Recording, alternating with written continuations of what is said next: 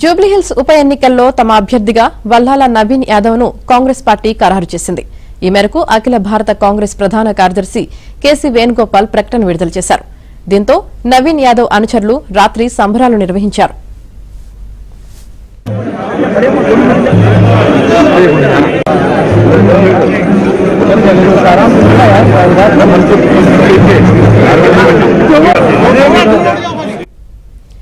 సామాజిక కార్యకర్త చిన్న శ్రీశైలం యాదవ్ కుమారుడైన నవీన్ యాదవ్ విద్యార్థి దశ నుంచే చురుకుగా రాజకీయాల్లో పాల్గొన్నారు. ఆర్కిటెక్చర్ పట్టభద్రుడైన ఆయన నవయువ నిర్మాణ్ పేరుతో స్వచ్ఛంద సంస్థ ప్రారంభించి యువతకు ఉపాధి శిక్షణ కార్యక్రమాలు నిర్వహిస్తున్నారు.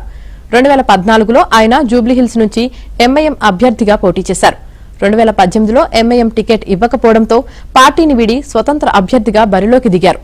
2023 అసెంబ్లీ ఎన్నికల్లో ఎమ్మెల్యేగా పోటీ చేయాలని భావించిన అప్పటి పీసీసీ అధ్యక్షుడు రేవంత్ రెడ్డి ఆయన్ను కాంగ్రెస్ పార్టీలో చేర్చుకున్నారు.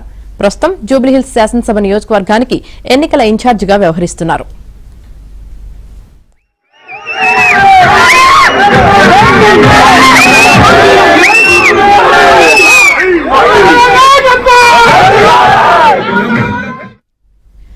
యాదవ్ విద్యార్థి సంఘం రాష్ట్ర అధ్యక్షుడిగా, తెలంగాణ త్రోబాల్ అసోసియేషన్ అధ్యక్షుడిగా నవీన్ యాదవ్ ఉన్నారు.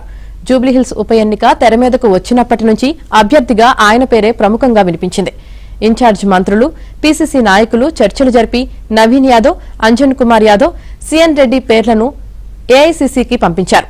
చివరి వరకు టికెట్ కేటాయింపుపై ఉత్కంఠ సాగినప్పటికీ అధిష్టానం నవీన్ యాదవ్ వైపే మొగ్గు చూపింది.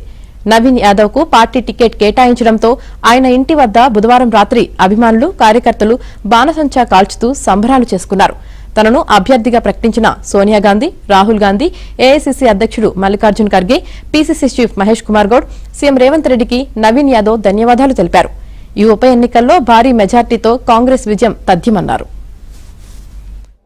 నా మీద నమ్మకంతో, ఈ ప్రాంత ప్రజలకి న్యాయం చేస్తాననే ఒక నమ్మకంతో ఈ అవకాశం కల్పిస్తున్నందుకు కాంగ్రెస్ పార్టీ పెద్దలకు, సోనియా గాంధీ మేడం గారికి, రాహుల్ గాంధీ గారికి, ఖార్గే గారికి, కేసీ వేణుగోపాల్ గారికి, మరి ప్రజాసేవలో మాకున్నటువంటి ఒక పట్టుదలను చూసి యువకుల్ని ప్రోత్సహించాలనే ఉద్దేశంతో మా ముఖ్యమంత్రి అయినటువంటి రేవంత్ అన్న మరి నాకు ఈ అవకాశం కల్పిస్తున్నందుకు, నమ్మకం పెట్టుకొని ఈ అవకాశం కల్పిస్తున్నందుకు కృతజ్ఞతలు తెలియజేస్తుంటూ ఆ నమ్మకాన్ని నిలబెట్టుకోవడానికి నిరంతరం కృషి చేసి హైయెస్ట్ మెజార్టీతో కాంగ్రెస్ పార్టీని గెలిపించబోతున్నాం. జూబ్లీహిల్స్లో ప్రజలందరి కోరిక మేరకే ప్రజలు ఒక స్థానిక నాయకుడు కావాలనే ఆలోచన ప్రజలకు చాలా బలంగా ఉంది.